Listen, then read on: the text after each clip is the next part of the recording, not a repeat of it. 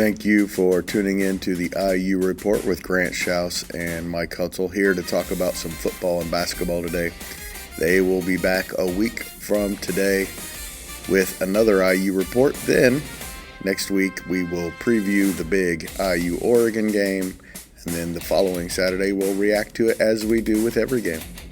Here is Grant Shouse and Mike Hutsell. It's gonna be a long 2 weeks. I mean, by the time this comes out Wednesday, we're still gonna have 10 more days before that game kicks off on October 11th. So long ways away. 3:30 CBS Eastern time. It'll be 12:30 Oregon time. So essentially, Indiana's playing a noon game. And Brad Nessler, Gary Danielson's last year. Is that someone you guys are going to be sad to see go? Boiler up. Yeah, you enjoy him calling games? He's okay. At least he's not horrible. He's not terrible. He's not Phil Simms. I'd love to see Uncle Vern on the call for one of these, but miss Uncle Vern, man. Oh, how can you not? Yeah, voice of the childhood, you know. Being able to go back and watch from last Saturday, the Iowa game, still kind of going back to see it. But let's kind of start there at the beginning of the game, Mike, where Indiana just throws the first punch, the first haymaker, and you're like, wow, they're picking up where they left off from last week. Got up early, 7-0 before 2 minutes even ticked off the clock, and then Iowa just got settled down and figured it out. Yeah, like I said, they made it in Iowa. They did everything that Iowa does in their blueprint to make that a game. I mean, it felt early on when Indiana scored, even Iowa get that field goal on the board. Indiana started that drive where they oddly fair catched it on the 3. And then Fernando hit that just beautiful sideline ball to EJ Williams. It looked like they could have possibly driven down there, and at that point made it like a 14-3, and you would have Iowa scrambling perhaps. But Iowa's defense, every time Indiana challenged them, they stepped up to the occasion. The fourth down play calling on that drive, and then later in the game, the next two times, left a lot to be desired. Obviously, Cignetti admitted they didn't audible out of plays because of the crowd noise at Iowa. They couldn't do it, so they went with what was called. But the problem is what was called was just a shitty play for that situation. They got 9 in the box, and you're running straight into it. And the O-line didn't play well. And we talked about it on Sunday's pod. The right side of the line just couldn't hold up against that Iowa. Iowa does what Iowa does, but Indiana still gets out of there with a win. And Iowa was the team that made the fatal mistakes, and that's just such an uncommon occurrence. Yeah, and even looking at the stats, we'll go over them. I do them every week. It's keeps me going in my little Kevin Harris folder that I ran out of and I had to go get today. I went to the and Greg may have heard of this place. Mike definitely has not. I went to the Sweetser Dollar General to get more. So we'll have more of that coming here. But Indiana, especially in the run game, Iowa really slowed them down. Indiana ran the ball 39 times, only getting over 104 yards on the ground, net yards rushing. Iowa only had 92 on the game, but Indiana only carried the ball, like I said, 39 attempts, and only rushed for 2.7 yards of play. They struggled moving the ball, but it seemed like Roman Hemby was able to break through. Really the big play that they needed to have towards the end of the first half was the one where it looked like he got wrapped up. He spun out of a tackle and got about 7 or 8 more yards after that. That was huge. Moved the ball closer, and they got it into field goal range and tied it going to halftime. That was big. And going back to what you said about the fourth down play calling, it was not good. And that was concerning. It wasn't, I think, concerning enough where, like, with Mike Shanahan, where you're starting to compare him to Nick Sheridan or Walt Bell, God forbid. They got to be more consistent on play calling and third down. They put 8 or 9 guys in the box, like you said. And that's the same thing that Old Dominion did. Iowa saw that against Old Dominion and did the same thing. And Old Dominion stopped it. They stopped it twice on fourth down in that game. So Indiana's just got to be better on fourth down and short yardage there. And like you said, they cut an audible out of it. Not really something they can control. The only way you can control that is if you're pounding a team and you take the crowd out of it, and you're just not gonna be able to do that. But people who want to go around and say this isn't a good win because this isn't the Iowa team of the past, you obviously don't watch football, or like you just don't know about football, or probably the more reality one is that you just can't accept that Indiana is the way they are. So that was a quality win. You know, going back to the last drive of the, or really before the last Indiana drive, Iowa had the ball, and I saw a quote today from the Iowa offensive coordinator. I can't remember his name, but on the check down pass on 3rd and 5, they had their backup quarterback Hank Brown in the game, and he tries to throw the check down pass to Moulton, and Moulton had that play. He had it. He's getting a first down and maybe scoring to give him more of a lead, and he drops it, brings up fourth down, and then they have to kick it, and then they kind of shank it to the left. So Iowa threw the game away. Seeing their fan base on Twitter after the game, they were distraught. They could not believe they threw that game away, and I don't blame them. I've seen my teams from the Colts to Indiana do that so many times in the past that you're kind of used to that. I think every team, every fan base has gone through that, but Iowa really had control of that game for a long time. It looked like they were destined to win the game. And then Indiana just made plays when they had to make plays. And that's how they won the game. So I think they showed a lot of things for Oregon. It was not pretty. It was not a clean game, but it was a good win. And we were talking about this in our group there, and this is my next question for Mike, is this the biggest win Signetti's had? But, you know, you can make the argument for the Illinois, but I think this is really the biggest win he's had in his tenure at Indiana. I agree with you, and I would actually maybe not even, and this sounds crazy to say because it was a top 10 team you beat by 53. I think Michigan last year almost felt like a bigger win for some reason because of the way they won. Michigan and Nebraska above it. But probably. I was right up there. It's the defending national champ Michigan, and it's still the name brand of beating Michigan still, even with a 9 next to Illinois' name, means more, I think, in the broad scheme of, and let's face it, the last team that beat Michigan last year was Indiana. Who did Michigan beat after that? Can you name the 2 teams they beat after Indiana? Ohio State and Alabama in the bowl game. So when everybody says Michigan wasn't that good last year, I'm like, they were the last team in the country to beat Ohio the national State. Champions. They were, let's say, they're the last team in the country to beat Ohio State, and they beat Bama in a bowl game. If that's a bad Michigan team, that's still a pretty damn good team. So I think, but I do think going on the road, beating an established coach like Kirk Ferentz, winning a game that you, quite frankly, you and I both agree, at no point in the second half did I think they were going to pull that one out until that Surratt pass. I said, they're going to figure out a way to just not win this. And the scars of Indiana football live on because we've seen them lose that game so many times.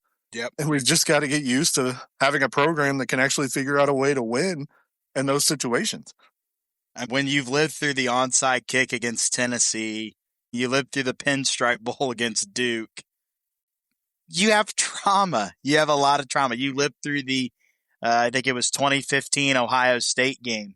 On fourth down, they dropped the pass in the end zone that would have won it. You've lived through those games that when they finally do win it, you're just not expecting it. You're not expecting them to pull that out. And Signetti said that when they were at JMU, that they never were really in a position like that. If they lost the game, it was by a big margin. It was kind of a blowout. It was a 3 or 4 score game. But at Elon one year, he said that they had like 8 or 9 games that year that came down to like the last drive of the game, came down to the final few minutes of the game. So that staff's been in that situation.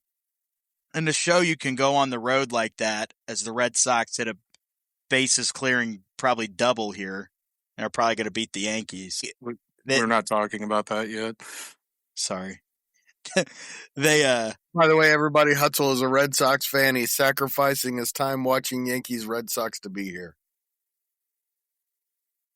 It's a true fan right there. You're welcome. Thank you, Mike. Just for you, Grant. This is a really big win, and I think Indiana has time to kind of heal some wounds. Give their guys some days off here during the bye week. But really, especially, and I think you can't really chalk it up to one player being hurt. Maybe your best secondary player, D'Angelo Ponds. But him being out on Saturday and not playing, you could tell they didn't have him on the field. And I don't necessarily know that they need him on the field all the time. I think they got away with him not being on the field because he was hurt against Iowa. But they're going to need him for Oregon, and they're going to need him for a lot of these games this year. And so to have this bye week to get him healthy is really going to be crucial for IU. And I do think Ponds makes such a huge difference. The third down defense that we saw that was just kind of passive. And I know they play a lot of zone even when Ponds is in the lineup. It just felt they played a little softer zone coverage because Ponds wasn't out there. And like you said, he's a playmaker. He could make a play on special teams. Which we saw in the Illinois game. So I don't know when they knew he was definitely going to be out. I mean, we didn't know that he was even a possibility till about an hour before kickoff, it felt like. And, obviously probably was preparing for it, but they said it was a late week injury. So I don't know how much of the game plan was in and everything before his injury popped up. So although I will argue again that Grant spoke that into existence on the podcast before, where what if we lose? I was like, okay. So anyway, but in his absence in the secondary, the other guy we talked about in that pod, Lou Moore, he's clear, he's available for the rest of the year, and he came up with one of the, if not the play of the game for the defense. Yep. When he got that pick off a deflected pass, the D line did what the D line does. Thank you, Judge Dale Tillery, down in Dallas County, Texas, for that. Thank you. So that was huge. That was absolutely massive. They should honor him at like halftime of a game. Bring him out for the UCLA game because let's face it, we're going to need something to really spice that thing up. That's got serious Kennesaw potential. It feels like at this point. Oh, that's got Indiana State potential. I wasn't going to go there, but you might be right. Yeah. They're not winning a game, UCLA, the rest of the year. They're going to go. You're probably right. They gave Northwestern a run. I will give them credit. I mean, they didn't quit, but Northwestern's so bad. Oh, they're bad. They're really bad. But this isn't the Shy City Northwestern boys pod, so let's get back on the task at hand. Let's commemorate the number 8 team in the country heading into their bye. And Grant, I know you're a stat guy, so do you have some stats for us here to commemorate just how great this team remains? Well, I do have one that I heard here today. In the FBS era, I'm going to give you the list of teams that through their first 5 games have had over 1,500 yards rushing and 1,500 yards passing in the FBS era. That list consists of 2025 Indiana. And that's it. That is the list. There is no other team that's ever done that, by the way. That's still not going to wake people up, unfortunately, but that is one of the stats I heard today. Going back to last Saturday, again, Indiana, of course, wins the game 20-15. Indiana had one more first down than Iowa did. Indiana had 18. Iowa had 17. Indiana had 6 rushing first downs. Iowa had 4. Indiana had 10 passing first downs. Iowa had 13. They had 2 first downs off of a penalty. They carried the ball 39 times. Iowa carried it 31. Indiana only ran for 2.7 yards of play. Iowa only ran for 3 yards of play. Iowa only had one more rushing touchdown than Indiana did. They had one. Indiana had 0. Indiana gained 104 yards of net rushing. Iowa only had 92. Indiana threw the ball 233 yards. Iowa threw the ball for 192 yards. Going back to the rushing yards, by the way, they had like 149, and Fernando Mendoza ran backwards at the end of the game that lost them all those yards. So they really had like 149, but they lost like 50 yards or whatever it was. They lost an absurd amount of yards on that last play. Indiana was 13 of 23 through the air with 1 interception. Iowa was 24 of 38 through the air with 2 interceptions. That's with 2 different quarterbacks. Indiana had 2 passing touchdowns. Iowa had none. Indiana had 337 total yards of offense. Iowa had 284 total yards of offense. Indiana ran 62 offensive plays. Iowa ran 69. Nice. Iowa averaged 4.1 yards per play, counting passing and rushing. Indiana averaged 5.5 yards per play, again on rushing and passing plays. Indiana fumbled the ball twice, and they did not lose it any time. Iowa fumbled the ball once and did not use it. Indiana 4 punts that went 155 yards. Iowa 4 punts that went 143 yards. So, Mike, when you mentioned that Indiana out-Iowa'd Iowa, there's one of your big stats on how they out-Iowa'd Iowa. Indiana, 5 kickoffs for 302 yards. Iowa, 4 kickoffs for 252 yards. Indiana, 4 touchbacks. They were not going to kick to that Wheaton or whatever. Will Wheaton off the Big Bang Theory. They were not going to kick to that dude. They had 4 touchbacks. In time of possession, Iowa had the ball for 32 minutes and 42 seconds. Indiana had the ball for 27 minutes and 18 seconds. Iowa had the ball for 8 minutes and 43 seconds in the first quarter. Indiana 6 minutes and 17 seconds. Iowa had the ball in the second quarter for 9 minutes and 29 seconds. Indiana had it for 5.5 minutes. In the third quarter, Indiana had the ball for just over 8 minutes. Iowa had the ball for just less than 7 minutes at 6 minutes and 56 seconds. And Iowa only had the ball 8 more seconds than Indiana did in the second half, 734 or 7 minutes and 34 seconds. Indiana had the ball for 7 minutes and 26 seconds. On third down on Saturday, Indiana was 6 for 15. Iowa was 6 for 16 on third down. Mike, this ain't looking good. We're not talking. Okay. Indiana was 0 for 3 on fourth down. Iowa was 1 for 2. Both teams were 1 for 1 in the red zone. Both teams scored only. Indiana scored 2 touchdowns. I don't know why I wrote down that they only scored 1 touchdown. They scored 2. Indiana was 2 for 2 on field goals. Of course, Iowa was 2 for 3 on field goals. Defensively, Indiana had 40 solo tackles. Iowa only had 36. Indiana 26 assisted tackles. Iowa 22 assisted tackles. Indiana tackled the opponent 66 times. Iowa only tackled the opponent 58 times. Indiana had 1 sack, only 1 sack on Saturday for a loss of 7 yards. Iowa had 2 sacks for a loss of 12 yards. Indiana threw 2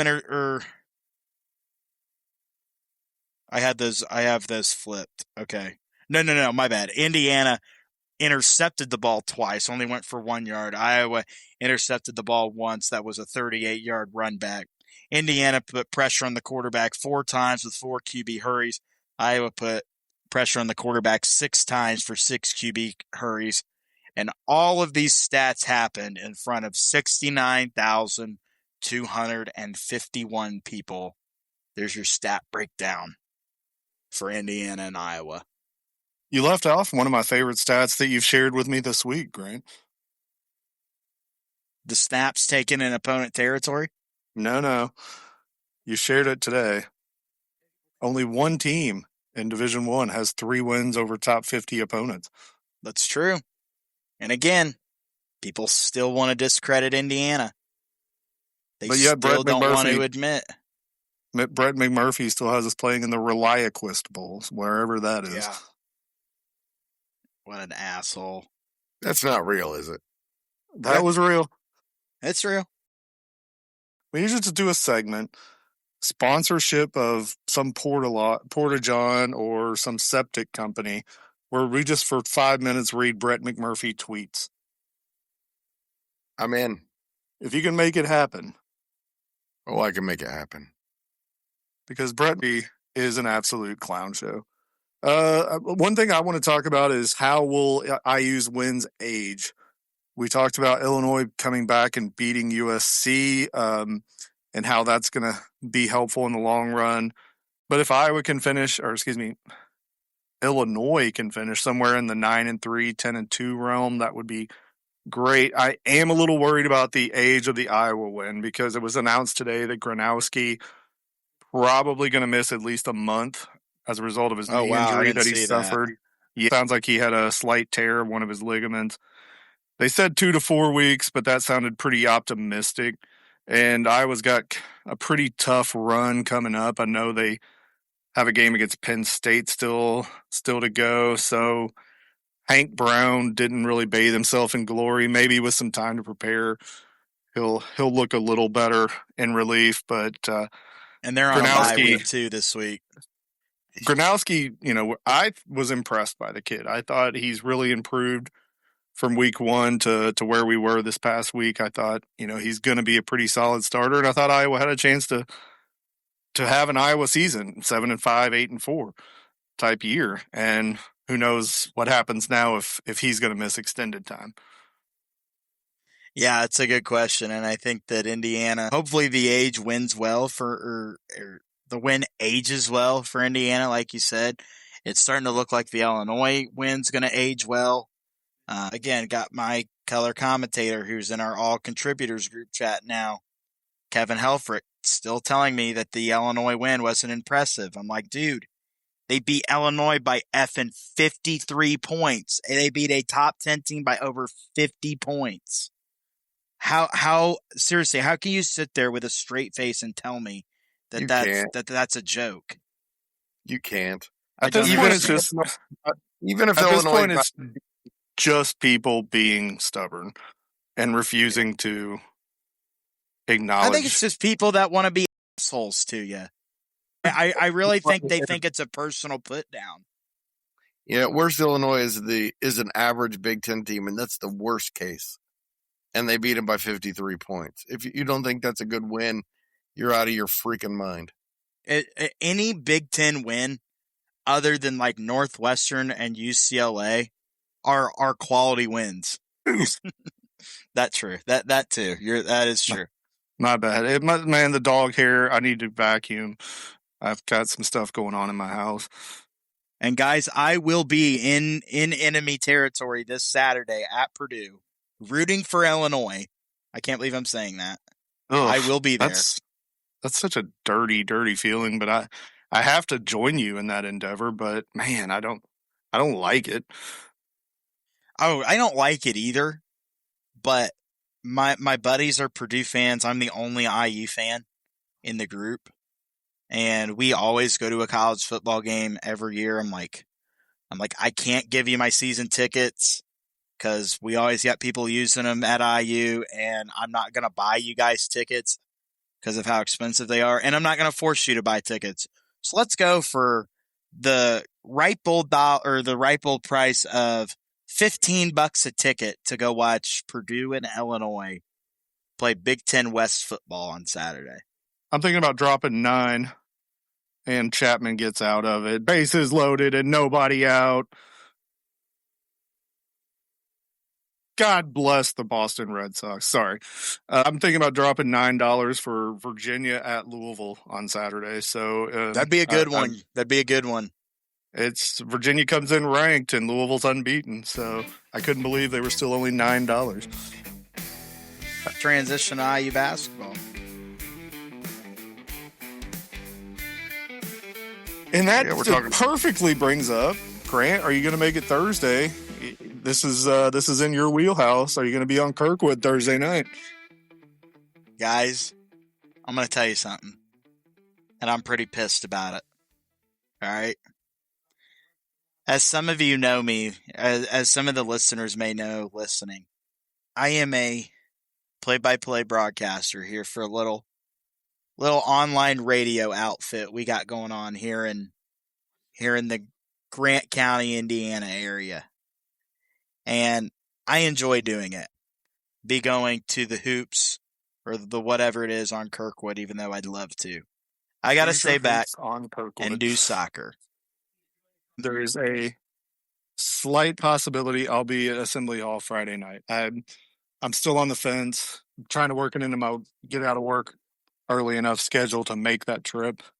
I would like to see this team because, quite frankly, if you put the team in front of me and made me guess who was who, I still don't know that I could point out, okay, Yeah, that's I Tucker couldn't either. DeVries, that's Bud Wilkerson, that's Trent Sisley. I think that's Tate and Conroy, and I could maybe do Connor Enright, the kid And from Trent DePaul Sisley. Yeah, Trent Sisley. And Trent Sisley. Same with me. And I'd like to go to that one. That one, I knew when they announced the date I wouldn't be able to go. I got to do football on Friday. That'll be, but that'll be fun for the fan base. That'll be good. It's free. Get grandma and grandpa, take the kids out, take the grandkids out. Let's go see the guys. Let's let little Johnny run out there in his candy striped pants and get pics with Tucker DeVries and all that. It's a cool thing. So it's good they're doing stuff for, especially I think the kids, doing it for the fan base, that kind of thing. They haven't done that in the last few years, unfortunately. And that'll be fun to see them go out and do that. I've talked so much shit about how I can't buy into basketball. I'm already committed to 2 games already this year. Which games? The Marquette game. I got the Marquette game in Chicago, and tonight, right before the pod, during the Red Sox game, I bought tickets to I realized the tickets are on sale for Gamebridge for the Louisville game. Well, and if things go well, back to the football team. That could be a really fun weekend for a lot of Indiana fans. The weekend of the Louisville game. Go to the game in the afternoon and then go to the Big Ten Championship. Yeah, I didn't even make that connection when I bought the tickets, but man, that would be so much fun. Your 14-year-old Mike would never forget it.